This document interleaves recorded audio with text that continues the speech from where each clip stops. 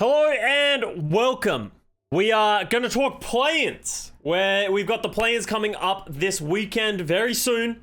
You guys should be very ready for this, but we got some great matches coming up. So if you aren't sure of the format of how the Playins is going to work, I'm going to run you through it real quick. So in the East, we have the Fusion taking on the Spark. That is the first game in the East, and whoever wins that game will have to take on the Seoul Dynasty, and whoever wins that will join the Dragons and the Hunters as the three teams that go from the East. Okay, so only one of Seoul, Philly, and Spark can go through. In the West, there are two teams that can go through, and the first matches are the Washington Justice, because they are the highest seed out of the bottom four, get to choose their opponent between Paris Eternal and the Boston Uprising. Washington Justice picked the Paris Eternal, which was surprising to some, but we'll talk about that later, and the Toronto Defiant will be playing the Boston Uprising. The winner of those two matches will then get chosen by the San Francisco Shock. The San Francisco Shock will have a choice of the two teams that won those first two matches, and then the other one who the Shock don't choose will play against the Houston Outlaws. So it is a little complicated. It is a little all over the place. There are graphics that exist out there. I just don't have them handy. Hopefully you understand and you've seen them before. So let's talk about the teams, because there are two spots in the West and one spot in the East. And I think let's start on the East, okay? So Seoul Dynasty have been pretty consistent. I don't know about you guys, but in my mind, I've just always considered Seoul Dynasty just an average team. But they actually went 12-4 in the regular season. They were actually quite good, but they only made the playoffs once, falling to the Chengdu Hunters most of the time and fell to the NYXL in the June Joust. So Seoul have been pretty good, but they just haven't had those big performances that we know from them. Playoff Profit just hasn't been there. Maybe Playoff Profit and Playoff Gesture will come out in these play-ins, and we'll start to see the redeeming run from the Seoul Dynasty, and it'll be ridiculous. Gesture will play Hog and they'll have a run. It doesn't seem likely though, but in my opinion, Seoul is probably the favorites to make it out of this group. The first match in the East will be the Philadelphia Fusion taking on the Hangzhou Spark. I have not liked the Hangzhou Spark at all in this season. I think they've been incredibly average, and the only time they've actually looked good this season is when they've had Shy just absolutely pound on the hit scan. Going into the playoffs, it doesn't look like it's going to be a hit scan meta. Seems very unlikely, so I still don't have a lot of faith in the Hangzhou Spark to really perform well and beat the Philadelphia Fusion. But it is Philly, and Philly have gone from looking like one of the better teams in the East to looking like one of the worst teams in the East from week to week. Obviously, they've had a very brutal season in which they haven't been able to get all their players in the right country, get a ton of practice. There's been almost like musical chairs of who's played in this roster throughout the season. I think Toby and Hopper were great for them. They went 10-6. It wasn't an awful season, but compared to what they did last year, just wasn't anywhere near up to scratch. I personally think the Philadelphia Fusion are going to take this first match over the Hangzhou Spark. I think the meta, if you watch my meta report video that I released a couple of days ago, I think it's going to go to this Wrecking Ball style of playing the game with the Tracer Sombra. And, they put Shy on the Sombra and Architect on the Tracer. Doesn't fill me with confidence. Shy needs to be on a more critical hero other than Sombra. So I think Philadelphia Fusion might take it. Where it could flip on its head is Philadelphia Fusion have shown a willingness, primarily in the Summer Showdown when we last didn't have hero pools, to play a lot of the Brawl. And a lot of teams don't play Brawl in the East. And I'm worried that the Philly Fusion are going to force the Brawl in a way that might lose them the game. If Spark ends up mirroring the Brawl, we've all seen Spark play Brawl, and it actually makes me want to gouge my eyes out. It sounds harsh, but go back and watch my VOD review of when I watched Spark play Brawl, and you'll want to gouge your eyes out too. So that's how bad it is. Spark should hopefully stick to the dive, and the Philadelphia Fusion just play what they're good at. They have so many great players. They got Carpe, they got Shockwave in the country now. They got Rascal if they really want to play the May. They got so much talent, and then the backline stacked now that Funny Astro's back. They just have so many good players. I would be shocked if Philadelphia Fusion don't win this match. But then we get the matching up of Philadelphia Fusion taking on the Seoul Dynasty, and that's an interesting one because we actually saw this recently. We saw these two teams face off in the Countdown Cup, and Seoul Dynasty got the edge both times. I will say, both of these matches, it was kind of Philly throwing, and it wasn't clean Overwatch. They were both quite scrappy. They were chaotic, playing to their namesakes. Neither one of these teams have really play a refined style right now, so it's going to be interesting to see if either of them in this break has found something that really creates consistency, because it's literally just everyone in a DM server almost at that point when we see these two teams come off. And if you ever want to go into DM against Profit and Fitz, it can be very difficult. Doesn't matter how stacked the Philadelphia Fusion are, the Seoul Dynasty always come out. So we'll see how that'll come out in the wash. I expect that's going to be the matchup, but I think it could go either way. Obviously, we've had a long break since we've seen either of these teams. How long has it been? Chat. 3 weeks? Since we last saw them play? Because neither of them made it to Hawaii?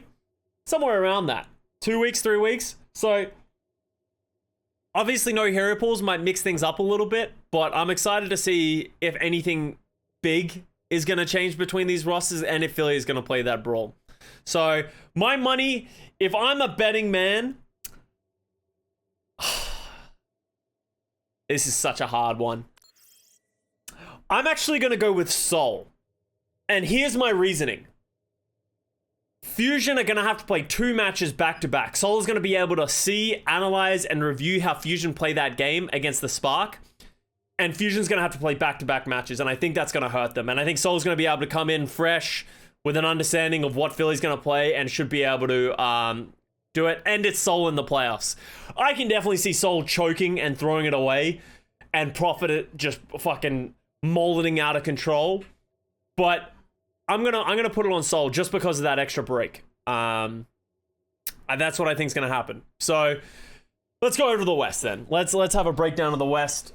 So the first match, let's break down the Washington Justice versus the Paris Eternal. What do you guys think? I actually want to ask you, chat, what do you guys think about the Washington Justice choosing the Paris Eternal over the Boston Uprising? Obviously, the Eternal have a better regular season record, but Boston has looked good. Paris for the win. Paris has to make playoffs. Well, they don't have to make playoffs. It would be very inconvenient for them to make playoffs realistically. Let's be honest. If Justice gets their shit together, they can get it. Yeah. I've been saying that for the entire fucking season. Are they going to string it together for the final match, final play-ins and playoffs? I don't know. I don't know. Here's my 2 cents about this matchup. I think the Justice is afraid of Boston being very good. Because Boston are a team that have been very inconsistent throughout this season, where they've had some really good wins, but had some really bad losses. So it's kind of like a coin flip of what Boston you're going to see. And going into that blind, it could be difficult. So maybe Justice has more respect for the players on the Boston Uprising and their potential to be really, really good compared to the Paris Eternal. I think Paris has been consistently getting better throughout this season. I think they have been doing good, and it could be a risk, especially if, we go into a similar meta where Naga can play that Pharah, they can play the Wrecking Ball, and they can play their style, but Paris have been looking better. So I don't think it was an easy choice for the Justice.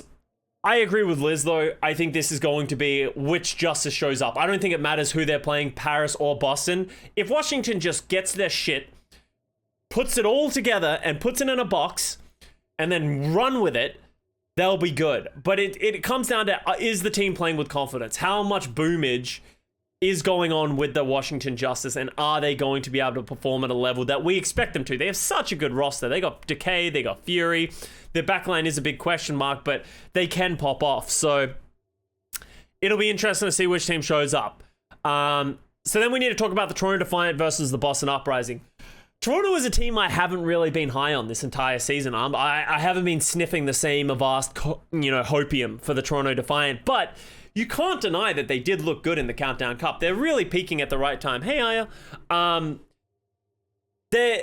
think Aspire, let Bowen know. He's staying outside, otherwise he's going to jump on the desk and ruin everything. Aya, hello. I think Hisu and Aspire have been playing incredibly well. I think they have been stepping up in the final moments. I don't think the whole team is incredibly well-rounded. I don't think I think even if they win this match against Boston, I don't see them beating the Shock of the Outlaws, but we'll move on from there. The Boston Uprising, on the other hand, Boston look really good at some things and then look really bad at others. Like, they had that really good win against the Houston Outlaws. I think it was in the Summer Showdown playing Genji. And, like, IM37's Tracer looked clean. Punky's been really proving that he's a great off-tank for this league. But... oh, it's a request from Sab. Sab said to... oh, 1 second. Come on, yeah. Sorry, I thought you guys were yelling at me. Hey, Bo. Now he listens. Yeah, I care about Sab, not about you guys. Sorry for the delay. So yeah, the Boston Uprising. Are they going to be able to tap into that, and they're going to be able to play their best Overwatch? Because I don't trust Boston at all. Like, at all. But I also don't really trust the Defiant at the same time. So I actually think this is a pretty big coin toss. I'm personally going to give the edge to the Toronto Defiant. I think the Toronto Defiant are peaking at the right time. I think Aspire and Hisu are playing very well. And if they just tap into what they played in the Countdown Cup, I think they'll be good. But the only fear that I have for both of these teams is neither of these teams inspire me with confidence if we end up with a brawl meta in the West. I think both of these teams should stick to the dive, and I don't think they should move very far away from that. So I'm going to give the edge to the Defiant, and I'm going to give the edge to the Washington Justice in those two matchups. But regardless, both of these teams go on to take on a different beast. And so the San Francisco Shock is a team that I know, San Francisco Shock fans, I understand that you guys aren't the best in the world anymore, but they have been playing very well recently. I think they've actually sort of found their groove a little bit, especially with Violet and Twilight on these supports. I think they're playing that to their strengths, their ability to play that Baptiste Zen. And I think they're actually looking quite good. I think this is definitely a moment where Shock could easily make it through these play-ins and get into the playoffs. And then you never know what to expect in the playoffs when you're playing, the San Francisco Shock. They have the experience to do it. And I know you guys want to fire FD God. I know you guys want to fire Nero and anyone else that is new in the team, but I think they've actually been doing a good job, especially Nero. I think Nero's been very good for the Shock, and I expect them to be able to, play into that.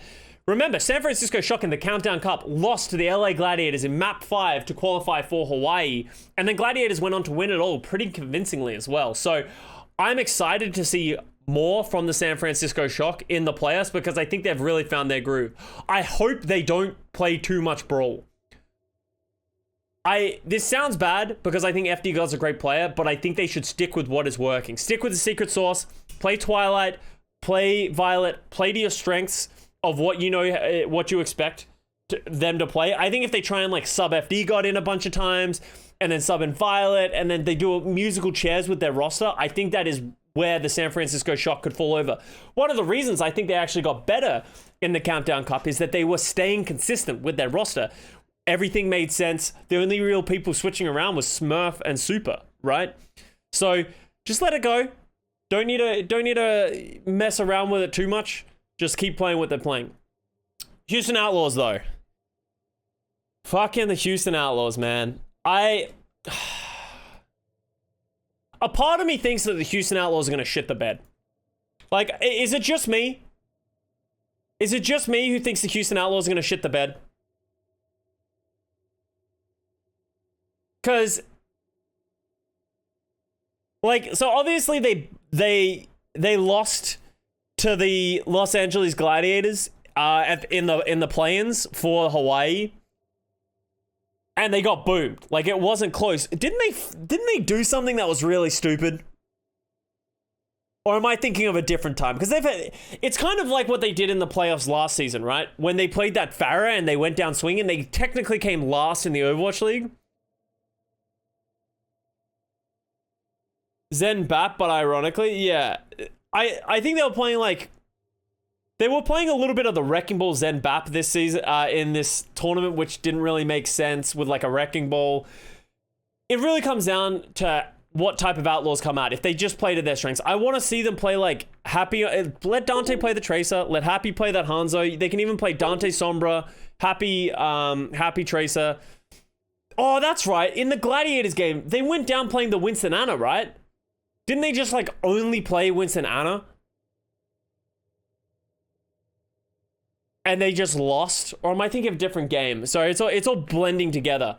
But I think they should play Jake. I think his brig is really good, but they need to play around that.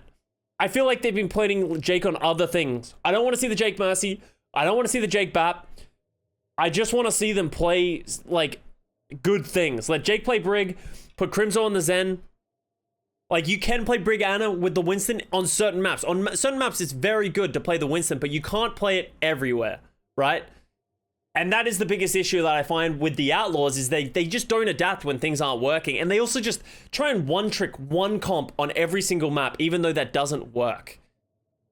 They just don't refuse to, like, mix things up in certain maps. So hopefully we get a different look at the Outlaws. They deserve to go to the playoffs. They have a very good roster. They've had great performances and they've been incredibly consistent. But I could see the Outlaws losing to like a Washington Justice or a Paris Eternal or a Toronto Defiant. I can see them losing to these teams if they just don't get the right read. So hopefully they do have a good coaching staff. I hope that they find their groove and that they get to go to the playoffs. I don't think they'll go far in the playoffs, if I'm being honest. But I think they deserve to be there. So, you know, that I think Houston will get, I think whoever the Shock chooses, they'll win. And whoever the Outlaws chooses, please, I hope to God that they win over those teams as well. Because, as I said, I think they deserve it.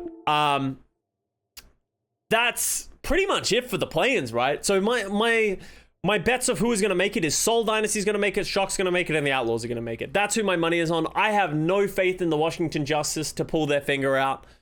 They might. Maybe they'll prove me wrong, and they'll have another ridiculous run through the playoffs, like they did last year. But I doubt Decay is going to move over to the tank and play Zaya. Django's not going to be there for the Roadhog. They're going to need to play it straight up, and they haven't shown an ability to play straight up, especially when it matters against good teams. Like Washington Justice, the only good win that I think they've had this entire season was against Dallas Fuel in Stage 1, right? Have they beaten any other teams in a good manner? Let's have a look at this real quick. Oh, they beat the Gladiators. 3-2. Other than that, the only good win they had this season was against the Dallas Fuel. And that was in the first game of the season. That was their first game of the season, was when the last time they had. And then they had that map 5 against the Gladiators. They look good in ball comp.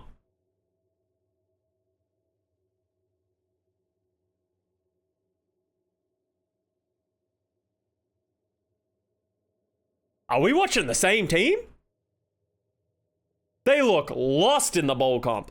They should theoretically be good at the bowl comp. But Assassin has the yips. Sombra has been atrocious in the Countdown Cup. I don't like to be rude to players, but they were atrocious. His Sombra was atrocious. He got caught a lot. His EMPs were very rarely effective. Mag is doing a pacifist run of the Overwatch League and just struggling to go in, and they're not playing with confidence. Decay looks like he's about to punch his monitor every time I look at their cams, and the backline just isn't stepping up in the way that we were hoping that they would. So I agree that they could be good in the ball comps, and I actually really hope they do play the ball comps, because I don't think their strength is going to be like playing Brawl or playing Double Shield. I hope that they play the ball comps, but I hope that they've used these last 3 weeks to really sort of get in some confidence and play the way that they need to play, because they are a superstar roster. They really are. Do you think Decay is trying to hard carry too much? No. I don't think I've ever seen I don't think I've watched the game and been like, man, Decay's trying to do too much. If anything, when Decay tries to do too much, he murders everybody.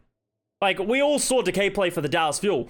When he tried to do too much, he fucking dragged the Dallas Fuel kicking and screaming over the line from time to time. So I would like to see him try and do too much. But he needs support. He needs Assassin and Mag. And that's who my eyes are on for the Washington Justice roster. It needs to be Assassin and Mags, the ones who are stepping up in these playoffs and these play-ins, if they're going to have play to their thing. But once again, I actually think the teams that are in the top 5 of the playoffs, who have already qualified for the playoffs, these are going to be hard teams to beat. I'm going to do another video on the playoffs. After we have the play-ins over, leading into the playoffs, I will make another video and I'll talk about the other top 5 teams. My, I guess, sneak peek of it is, and this is the question I want to leave you guys with, do you think the Dallas Fuel and the Shanghai Dragons are going to be able to hit their peak form again after taking it pretty easy in the Countdown Cup. Because, you know, we all know 2018 NYXL, they sandbagged a stage and then they just never came back from that. And I'm worried that they're not going to hit that form. I'm worried. I think the Shanghai Dragons are more likely to hit it. The Dallas Fuel is more the team that I'm worried about. I'm not that worried. I think they'll probably be fine. But a part of me in the back of my mind just hopes that I hope that neither of these teams crash and burn. Because I think it would be poetic to see Shanghai Dragons versus the Dallas Fuel at the end. As much as it'd be cool to see some of these other teams like the Gladiators or the Reign make it to the playoffs. Or the Hunters, for that matter. So, hope you guys found this interesting. I hope you guys, let me know what you guys think in the comments. Do you agree with me? Do you guys think the Soul, Shock, and the Outlaws are going to make it? Do you think there's a dark horse?